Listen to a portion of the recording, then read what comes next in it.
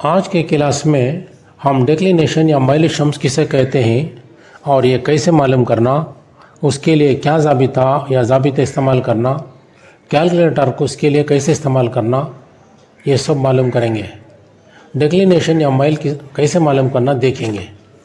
اس خاکے کو دیکھو، اس میں یہ دائرہ ہے، خط استوا ہے یا اسے ایکویٹر ہم کہتے ہیں۔ یہ دوسرا دائرہ بروج یا ایکلپٹک ہے، جسے سورج کا سالانہ دور یا آربٹ آف دی سن بھی کہتے ہیں۔ اس دائرے میں سورج کی حرکت کو جو سال بھر میں مکمل کرتا ہے اسے طول الشمس یا رائٹ اسینشن کہتے ہیں، جسے ہم سور وغیرہ سے جانتے ہیں۔ اس دائرے کو 4 ربع میں تقسیم کرو۔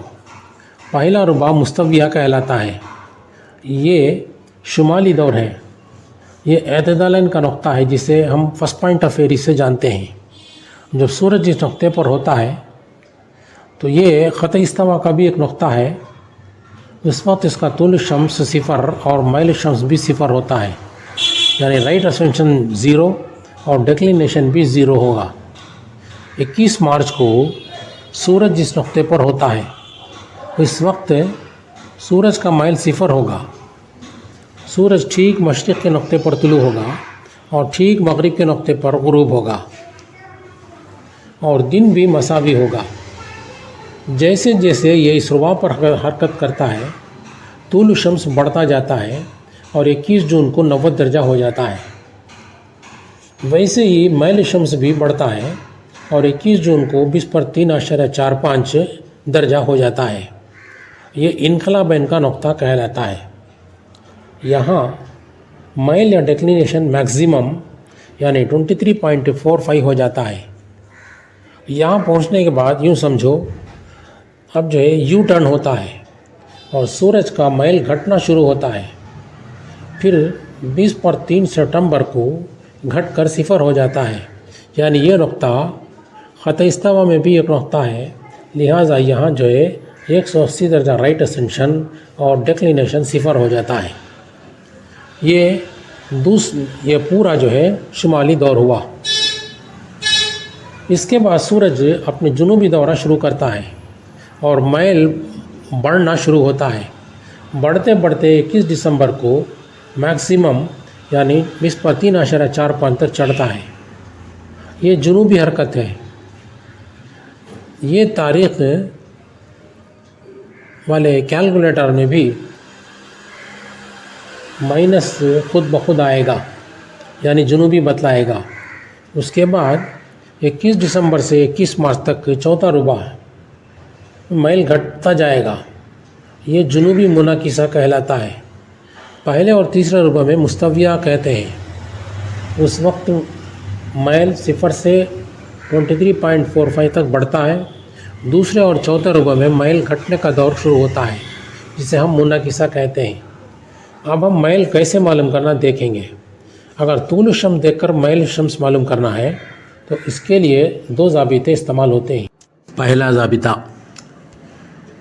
مستویہ کے لیے ہے، یعنی میل بڑھتے وقت یعنی پہلے اور تیسرا ربع ہوگا۔ دوسرا ضابطہ جو ہے منعکسہ کے لیے ہے۔ میل جب 20/3.45 سے 0 کو گھٹتا ہے، یعنی 21 دسمبر سے 21 مارچ تک میں استعمال کرتے ہیں۔ مثلاً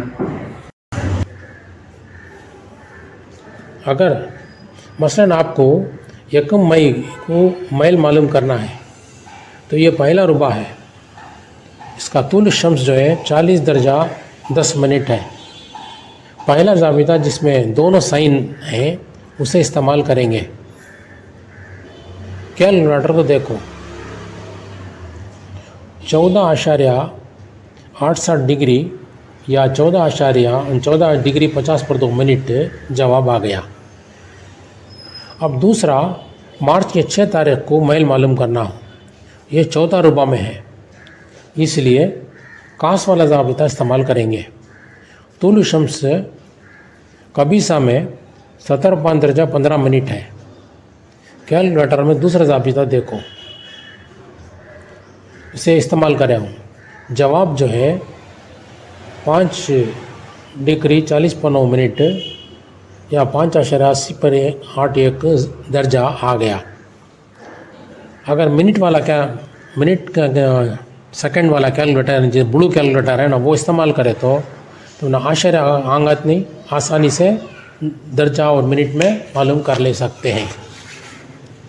चलो अब दूसरा एक तरीक़ा मैल मालूम करने का देखेंगे। इसमें तूल शम्स मालूम करने की ज़रूरत ही नहीं, हमल सौर वगैरह मालूम होना ज़रूरी ही नहीं।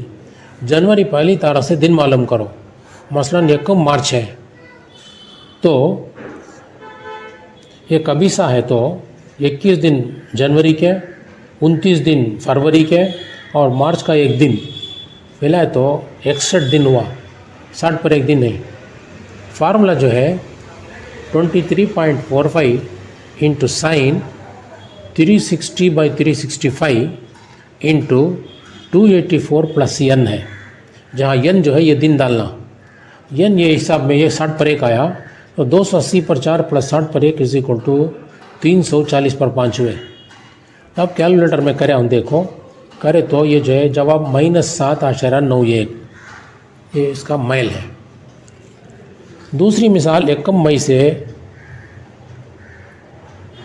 मई है, इसके लिए दिन मालूम करो। जनवरी के 30 दिन, फरवरी के 28 दिन, मार्च के 31 दिन, अप्रैल के 30 दिन और मई 1 मई रहने से 1, तो ये जो है 120 पर 1 दिन हुआ। से 280 पर 4 में 120 पर 1 मिलाए तो 405 दिन हुए।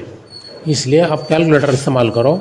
इसमें जो है 23.45 इंटू साइन, उसके बाद जो है 365/360 इंटू ये 405 डाले तो आपको जवाब 14.90 आएगा। ऐसे भी हम डिक्लिनेशन या मैल मालूम कर सकते हैं। बात समझ में आई तो ठीक है, वरना अगर कुछ डाउट हो तो कमेंट में लिखो। क्लास पसंद आई तो लाइक करो और कमेंट में क्या लिखना लिखो। इंशाअल्लाह दूसरे क्लास में मिलेंगे।